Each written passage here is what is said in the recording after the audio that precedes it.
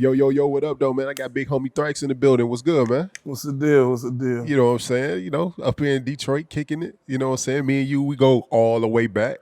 All the way, long All the way time. back, man. But right now, man, like the city been on fire, man. And for those who may not be familiar with you, you know what I'm saying? You an artist yourself, man. Like, kind of tell people who Big Homie Thraxx is as an artist. As an artist, I kind of don't consider myself like an artist, but I do, because I really don't put everything in it that everybody doing as far as getting on the internet and putting up posters and all that type of shit. I just like music, love music. You know what I'm saying? I was doing it heavy at a time, Gotcha. but then it got to a point where, back then you rapping about everything. Everybody out here talking about we had Lamborghinis and money, and pounds of weed and women and all this. But when you actually start getting that stuff for real, you start learning that it's kind of hard to rap and sit down and write raps because you're doing some of this stuff for real. So now, lately, I just been getting back in there freestyling tracks, and people have been feeling it. So can't say I've been gone, but I'm back. I got you. So like you very familiar with like the street politics of Detroit. Yeah.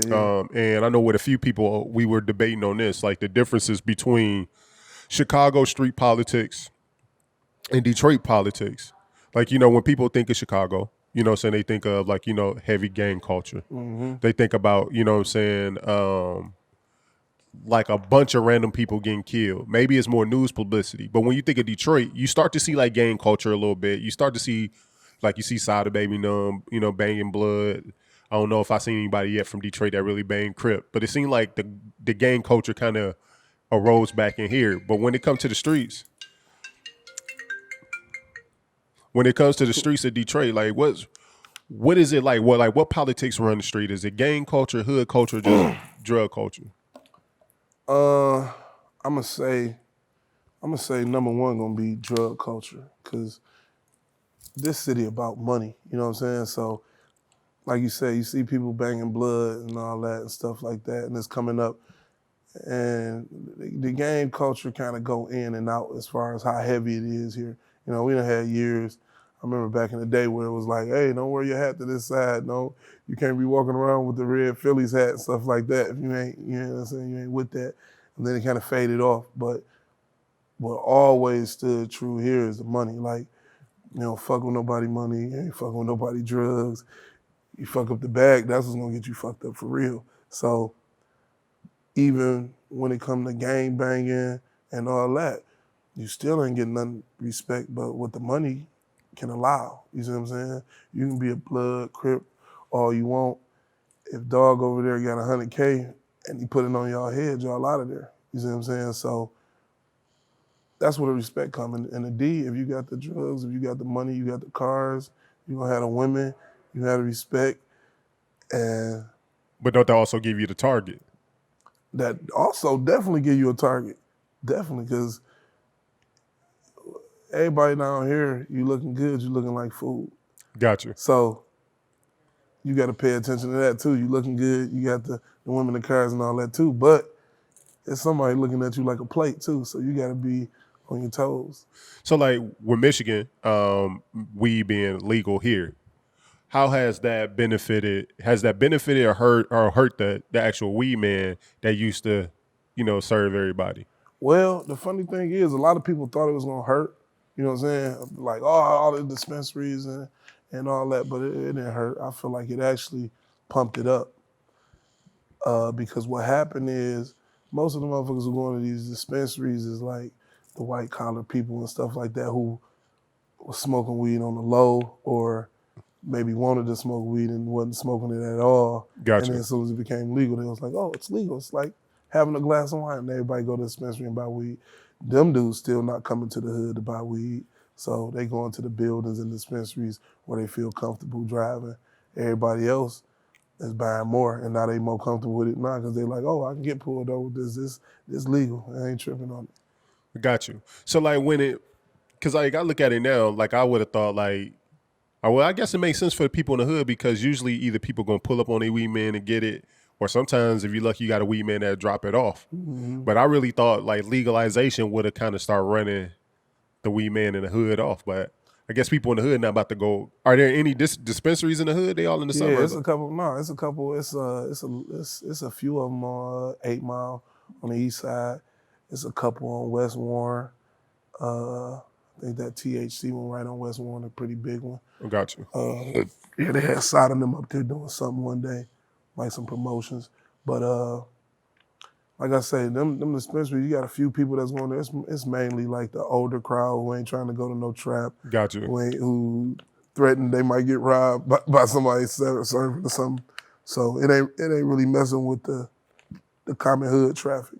I got you. So like when you think of like I guess other than like weed or whatever, is crack still a profitable drug like right now? Crack gonna always be profitable because Like new generation is actually getting on crack, or is it always like white people that's getting on crack? no, you got white people, black people, brown and red. If you get hooked on crack, you hooked on crack. You see what I'm saying? So you want it, and you gonna do what you need to do to get it. So, But it's not like a dwindling of how many like the demand for it is never like I understand like like back in the 80s and the early 90s the crack epidemic crack was like at a height like that was the thing that was popping in the street. yeah, Is crack is still like the main force that's most drug dealers making their money off of? you got everything right now. So you kind of correct on that. Everybody, it's like a combo play now. You got people. I want some perks. I want Oh, so pills. it's I like want Walmart Molly. or Amazon. So yeah, so while you do, like you say, you got your common crackheads. You do got pill heads. You got people who need them perks every day. They walk around itching and scratching. You have people who need to eat pills. They want to stay up. People who want powder, heroin, and then they switched the game up when they brought that, that fentanyl around. I don't even like to say that word because they give you all day for that, but they can start cutting stuff with the fentanyl and people getting hooked on that, and they getting killed off that because it's strong. So Damn. Yeah, fentanyl seemed like it just came in the game and should make people like scared, whatever they take. Like you look at what happened to Mac Miller, you know what I'm saying? His concoction and his drugs having heavy fentanyl. Somebody else passed away not too long ago. Drugs, I mean, you know what I'm saying, with fentanyl is it? Maybe did Prince die off of fentanyl, maybe? Prince, I don't know. That was He was taking some he type of might have been pill, one of but the he first. might That was before it hit like that. but got you. So like if you were to put a hierarchy on like the drugs that's most profitable, like the top four, just to introduce people into the like just understand the street politics in Detroit, which drug would be like number one? Is it heroin? Is it I would say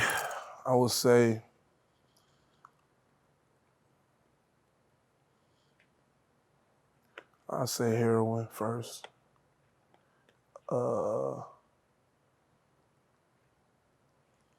Cocaine, weed,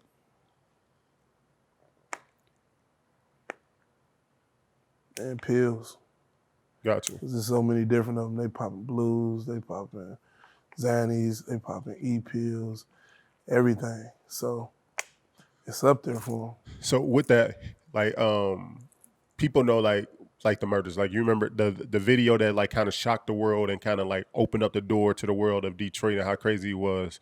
The whole issue with the dude opened fire and killed them dudes and shot them dudes in Coney Island last month.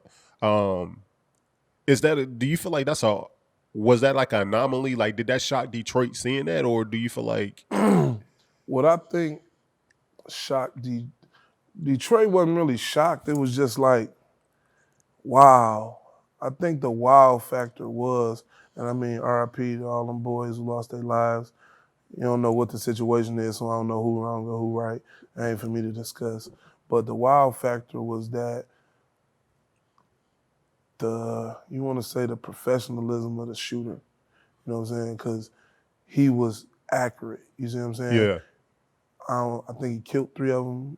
I think one of them lived, yeah, but he almost killed them too. So you had to think it's shootings and killings in Coney Islands, White Castle. I think they said the dude who ended up doing the shooting was They said that them dudes had shot at him in a White Castle something a few years back or something. I don't know the story. But what I'm saying is there's always shootings at stores. They shoot at funerals. They shoot at Coney Islands. They shoot everywhere. So that wasn't a shocker. Every day or two, somebody getting killed. You know what I'm saying? Sometimes multiple people getting killed. So it wasn't shocking that, oh, it was a murder. It was shocking that it was one dude in the Coney Island and he hit every target that he was going for.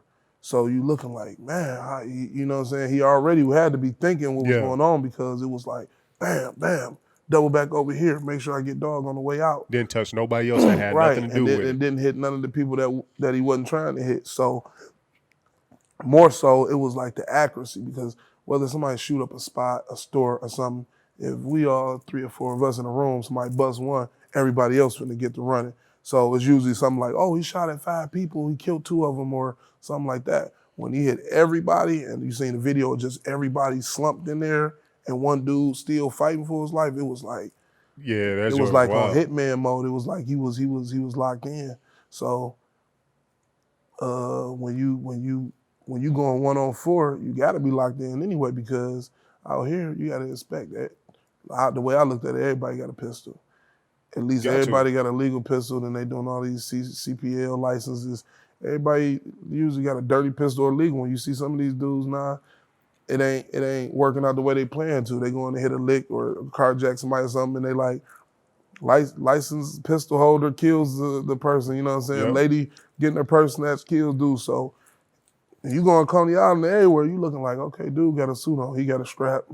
Dog thugging, he got a blood rag on, he got a strap. So you got to think, dog in there 1-on-4, thinking once I bust this, yeah, I can bust the first dude, but the other 3, I'm pretty much saying at least 2 of them got a strap. Yeah. So for him to go 1-on-4 like that, handle his business and be that accurate, I think that's what brought all the attention. And the number one thing was, like, now we know everything is social media.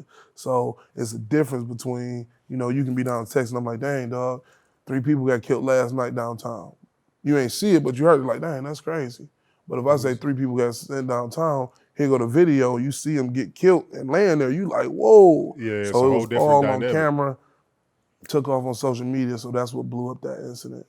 How do you feel about when people post stuff like that on social media? Like, do you feel like it's kind of out of pocket, or are we just getting or are we getting desensitized to seeing people get murdered that it just makes us more cold and heartless? Well, what I say on that is, people, I see a lot of people trip on that and be like, oh, why y'all posting this? I'm one of them dudes. I be posting fights all day because I just like to watch them and I watch it later. I like watching people get the shit beat out of them. People get shot, stuff like that. I watch that too because, shit, if I get shot, somebody probably gonna post that. I can't be mad at it. It's out there to be seen. They put cameras on phones. Yep. So everybody videoing everything. When you video on something, what you video on the phone? To look at it and show somebody. So I think more so what people worrying about, the videos people posting and all, that's not right. Well, it ain't right. It happened. It already happened. Somebody happened to catch it. It's just like the news. When the news do it, we don't say nothing to people on there screaming, my baby dead. The news, Fox 2, blah, blah, blah. Anybody tripping, but you tripping because a random dude posting it. It's informative, really, because you need to know. You see all these carjackings. They got carjackings at all these gas stations. You can look at that and learn, like, oh, okay, so whenever you go on your cell phone, they carjacking you. Let me not be on my cell phone while I'm pumping gas, whatever.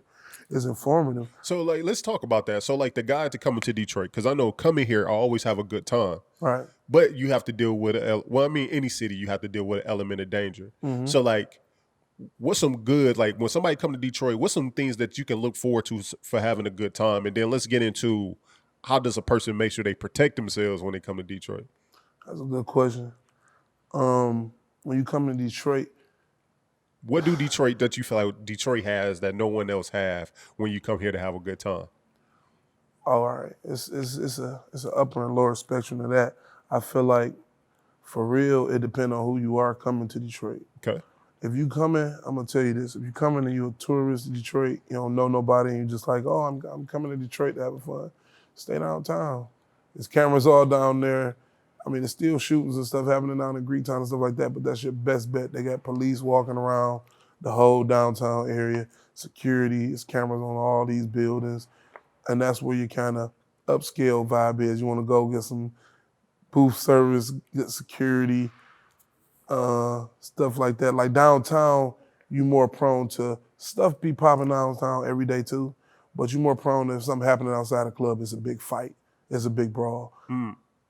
Mostly ain't nobody pulling straps out because they know it's police all down here and there's cameras all down here. So you doing that, you're a dummy anyway because they zooming them cameras in, you on the news in the morning. So mostly it's a fight, but like you say, you still do hear, oh, it's a shooting at the Riverwalk.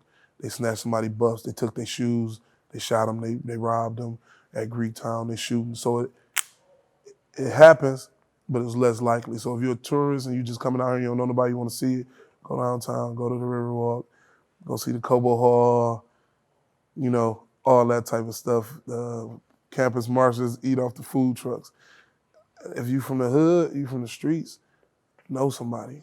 You know, the funny thing about it, you remember the time when I came here, like 2 years ago, and I was on my little suit stuff, and we tried to go to that one little after-hour joint. They didn't want to let me in.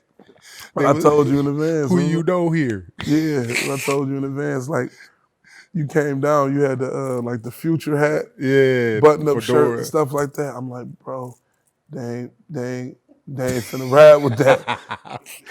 You like, oh, what's up, man? I'm looking good. I'm like, yeah, you looking like downtown nice. Like, you can go downtown wearing that stuff, but you come in the hood, ain't nobody wearing no button-up shirts and the big brim hats and stuff like that. They like, they peeping it because like you from the D, but you've been down there so long that you kind of, you picked up that element. So they like, dog ain't from here. He ain't been here. What is he here for? How do you even know about this spot? You know what I'm saying? And at the same time, like I say, you know who you know. So they know, even if they know me or whoever, that I wouldn't bring you there like that. Like I told you, I'm like, hey, bro, you don't want to throw something else? You like, no, I ain't changing. So when they looking, they still looking like, yeah, dog with dog. But he wouldn't have told him to come here like that. Like, because even if you got let in, everybody's going to be like, they're going to be on you. Because we went to the other hood spot. This shit was so trapped out, so hood.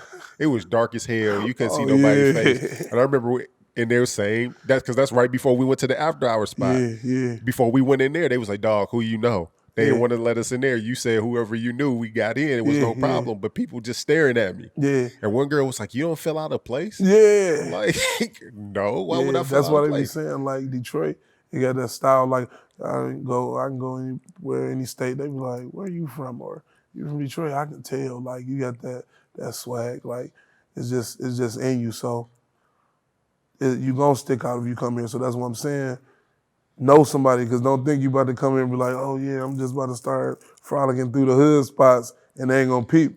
They gonna peep like, dog ain't from here. Like, he don't talk like he from here. He don't look like he from here. What you doing here? What's up? So, and like you said, the girl asks you, like, you don't fill out a place? See, they'll start tapping your pocket like that. Like, you don't know. You thinking the girl just asking you.